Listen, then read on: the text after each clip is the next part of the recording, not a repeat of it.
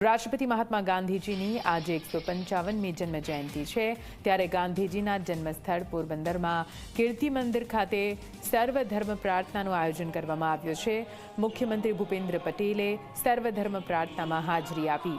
પોરબંદરના સાંસદ અને કેન્દ્રીય મંત્રી માંડવિયા પણ ઉપસ્થિત રહ્યા।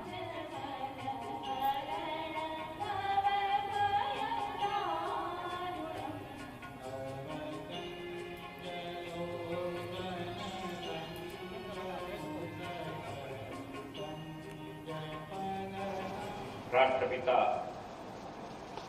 पूज्य महात्मा गांधी जी की जन्म जयंती अवसरे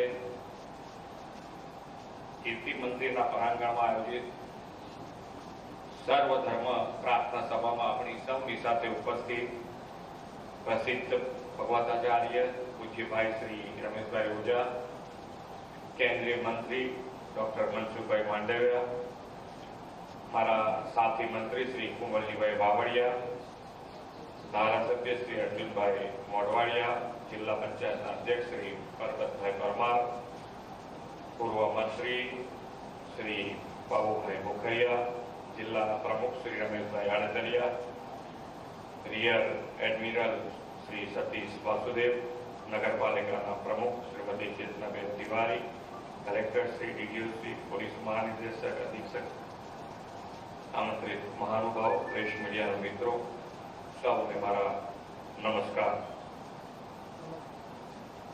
આપણો દેશ આઝાદીના અમૃતકાળમાં પ્રવેશ્યો છે અને આ અમૃતકાળના મીઠા ફળ આપણને સૌને જેમના ત્યાગ, તપસ્યા અને બલિદાનથી ચાખવા મળે છે એવા વિશ્વવંદનીય પૂજ્ય બાપુની આજે જન્મ જયંતિ છે। એ મહામાનવના ચરણોમાં કોટી કોટી વંદન કરું છું। महात्मा गांधी जी ने याद करता ज अपनी नजर समक्ष एक सेवाभावी संत, सत्यना पुजारी, अहिंसाना उपासक, अदना विश्व मानव चित्र उपसी आवे छे।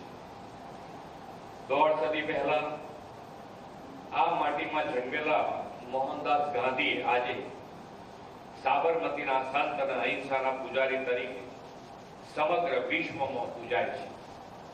अहिंसा ए नम्रता की पराकाष्ठा है અને નમ્રતા વિના મુક્તિ કોઈ કાળે મળે નહીં એવું પૂજ્ય બાપુએ તેમના અનુભવથી સિદ્ધ કર્યું છે। ગાંધી જયંતિએ સ્વચ્છતા અભિયાનમાં જોડાયા ગૃહ રાજ્યમંત્રી। જી હા, ગાંધીનગરના